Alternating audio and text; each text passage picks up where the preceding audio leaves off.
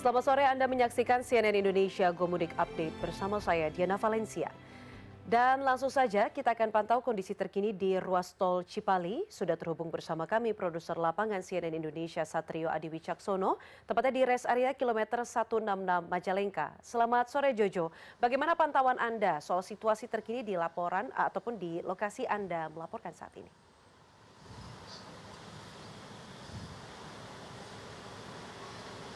Ya, selamat sore Diana. Benar sekali bahwa saat ini saya sedang berada di rest area kilometer 166 ruas tol Cipali di Kabupaten Majalengka, Jawa Barat.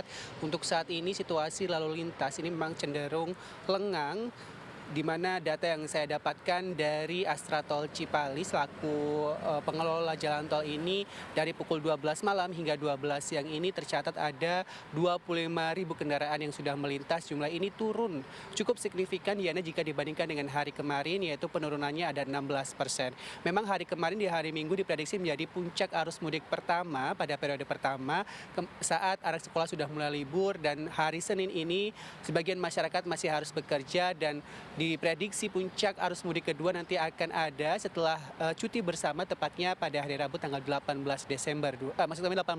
Maret 2026. Dan saat ini situasinya di tempat saya melaporkan memang rest area bisa dipantau, bisa dilihat di layar kaca Anda, cukup padat, banyak sekali kendaraan-kendaraan yang kemudian masuk ke rest area ini karena setelah berkendara sekitar 166 km ini mereka cukup merasa kelelahan, apalagi sepanjang hari ini yang menjadi tantangan bagi kami para pemudik adalah cuaca yang cukup panas, yang cukup terik, di mana tadi saya sempat melaporkan di saat pukul 12 siang suhu di Kabupaten Majalengka ini bisa mencapai 33 derajat Celcius.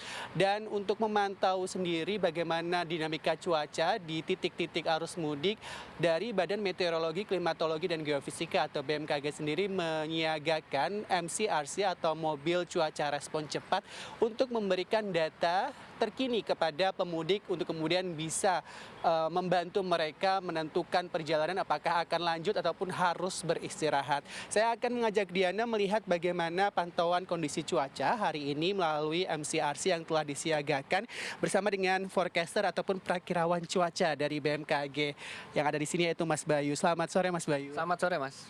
Mas, ini tadi kan di siang hari sempat sampai 32 derajat Celcius, cukup terik, panas sekali. Saat ini cuaca di Majalengka ini seperti apa Mas Bayu? Baik, memang seperti apa yang sudah kita perakirakan pada siang hingga sore hari ini, khususnya di wilayah Jawa bagian barat, itu tidak terdapat potensi hujan yang sangat minim. Ditambah lagi dengan adanya kondisi equinox ya, kita matahari kondisi semuanya sedang berada tepat di atas Indonesia sehingga mengakibatkan panas yang sedemikian kita rasakan di Majalengka. Oke. Nah, kalau misalnya siangnya panas, bagaimana dengan suhu di saat sore ke malam hari Mas Bayu? Baik. Untuk suhu sendiri, khususnya di Majalengka sendiri, di sini berkisar nanti akan menurun hingga sekitar 23 derajat Celcius minimumnya, berturun dengan gradasi yang cukup wajar begitu hingga dini hari di minimal 23 derajat Celcius. Apakah diprediksi akan turun hujan Mas Bayu? Baik, untuk di Majalengka sendiri akan terjadi hujan pada malam hari.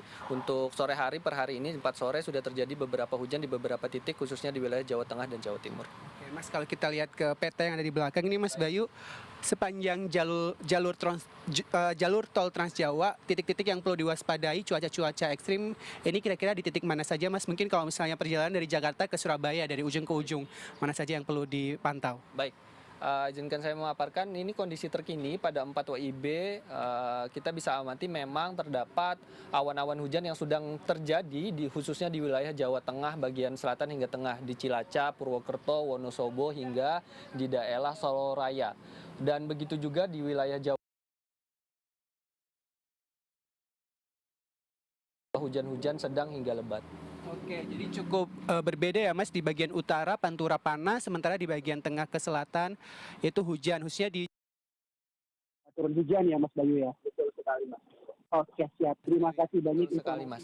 Oke, siap. Terima kasih banyak informasinya Mas Bayu. Seperti tadi yang disampaikan oleh Mas Bayu Diana, bahwa ada perbedaan cuaca yang cukup kentara ya di sepanjang Pulau Jawa ini, dan tentu saja bagi masyarakat yang akan melakukan